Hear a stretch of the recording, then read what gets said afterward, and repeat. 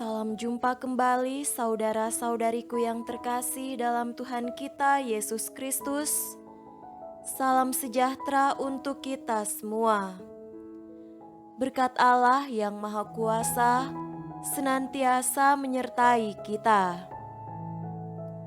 Marilah kita mendengarkan dan merenungkan bacaan-bacaan kitab suci hari Sabtu tanggal 26 Maret tahun 2022. Bacaan pertama dari Nubuat Hosea pasal 6 ayat 1 sampai 6. Mari kita akan berbalik kepada Tuhan, sebab Dialah yang telah menerkam dan yang akan menyembuhkan kita, yang telah memukul dan yang akan membalut kita. Ia akan menghidupkan kita sesudah 2 hari. Pada hari yang ketiga, Ia akan membangkitkan kita, dan kita akan hidup di hadapannya. Marilah kita mengenal dan berusaha sungguh-sungguh mengenal Tuhan. Ia pasti muncul seperti fajar. Ia akan datang kepada kita seperti hujan pada akhir musim yang mengairi bumi. Apakah yang akan kulakukan kepadamu, hai Efraim? Apakah yang akan kulakukan kepadamu, hai Yehuda? Kasih setiamu seperti kabut pagi dan seperti embun yang hilang pagi-pagi benar. Sebab itu, aku telah meremukan mereka dengan perantaraan nabi-nabi. Aku telah membunuh mereka dengan perkataan mulutku, dan hukumku keluar seperti terang. Sebab aku menyukai kasih setia dan bukan korban sembelihan, dan menyukai pengenalan akan Allah lebih daripada korban-korban bakaran. Demikianlah sabda Tuhan. Syukur kepada Allah. Semoga Tuhan beserta kita sekarang dan selama-lamanya. Inilah Injil suci menurut Lukas. Dimuliakanlah Tuhan. Injil Lukas pasal 18 ayat 9 sampai 14. Dan kepada beberapa orang yang menganggap dirinya benar dan memandang rendah semua orang lain, Yesus mengatakan perumpamaan ini. Ada 2 orang pergi ke bait Allah untuk berdoa. Yang seorang adalah Farisi dan yang lain pemungut cukai. Orang Farisi itu berdiri dan berdoa dalam hatinya begini, "Ya Allah, aku mengucap syukur kepadamu karena aku tidak sama seperti semua orang lain, bukan perampok, bukan orang lalim, bukan pezina, dan bukan juga seperti pemungut cukai ini. Aku berpuasa 2 kali seminggu. Aku memberikan 1/10 dari segala penghasilanku." Tetapi pemungut cukai itu berdiri jauh-jauh, bahkan ia tidak berani menengadah ke langit, melainkan ia memukul diri dan berkata, "Ya Allah, kasihanilah aku orang berdosa ini." Aku berkata kepadamu, orang ini pulang ke rumahnya sebagai orang yang dibenarkan Allah, dan orang lain itu tidak. Sebab barang siapa meninggikan diri, ia akan direndahkan, dan barang siapa merendahkan diri, ia akan ditinggikan. Demikianlah sabda Tuhan.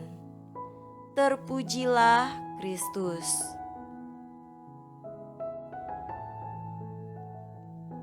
Saudara-saudariku yang terkasih dalam Tuhan kita Yesus Kristus, tema renungan kita pada hari ini adalah lebih dekat dengan Tuhan.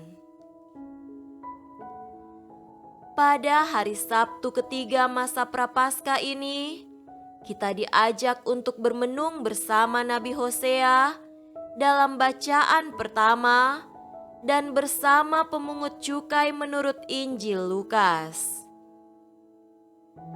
Kesetiaan Allah hendaknya dibalas dengan kerendahan dan keterbukaan hati untuk bertobat dan semakin dekat kepadanya.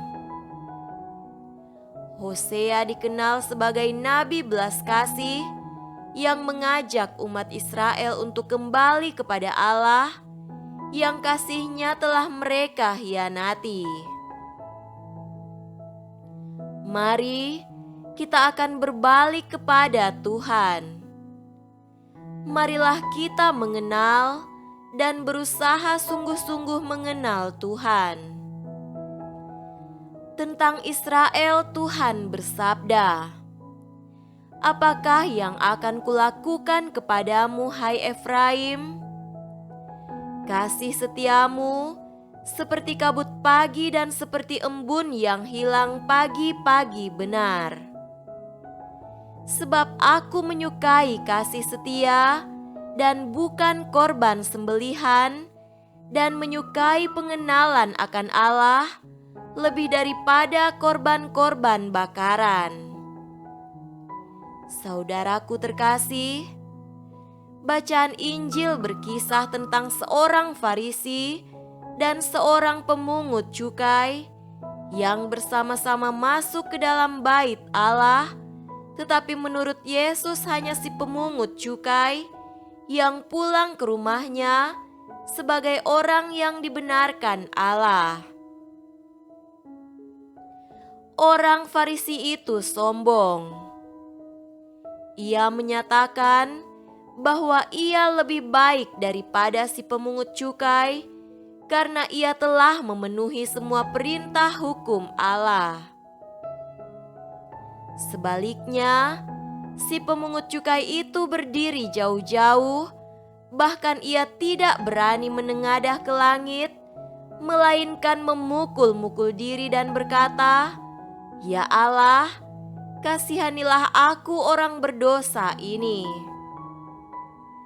Selanjutnya Yesus berkata, "Sebab barang siapa meninggalkan diri, ia akan direndahkan, dan barang siapa merendahkan diri, ia akan ditinggikan." Saudara-saudariku terkasih, kadang-kadang kita mendengar orang berkata, atau bahkan kita sendiri sering merasa bahwa tidak tergerak menerima sakramen tobat karena tidak tahu apa dosanya. Mengaku dosa sebagai wujud pertobatan bukan saja menginventarisir kesalahan dan dosa-dosa, melainkan membangun niat untuk membarui diri dan lebih mendekatkan diri pada kehendak Tuhan. Bertobat mengandaikan adanya keterbukaan hati untuk membaharui relasi dengan Tuhan. Mungkin kita sering merasa aman dan nyaman, tidak melakukan banyak dosa, apalagi kalau kita sering merasa lebih baik dibandingkan dengan banyak orang lain. Pertanyaannya, apakah kita dengan sendirinya menjadi baik hanya karena orang lain kurang baik? Pertanyaan lebih mendasar adalah apakah kita sudah lebih dekat dengan Tuhan, semakin terbuka hati dan berbelas kasih seperti yang Tuhan kehendaki? Semoga masa pertobatan ini mendorong kita untuk semakin rendah hati, dijauhkan dari sikap sombong dan puas diri, dan membutuhkan buah-buah belas kasih bagi sesama. Semoga demikian. Amin.